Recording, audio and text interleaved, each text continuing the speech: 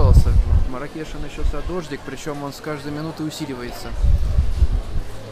Хотел погулять, но, блин, такая погода фиговая, смотрите.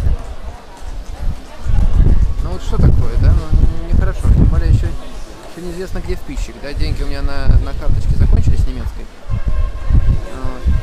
Чтобы положить на местную карточку, оказывается, на нее надо положить деньги. Я купил местную карточку, купили деньги.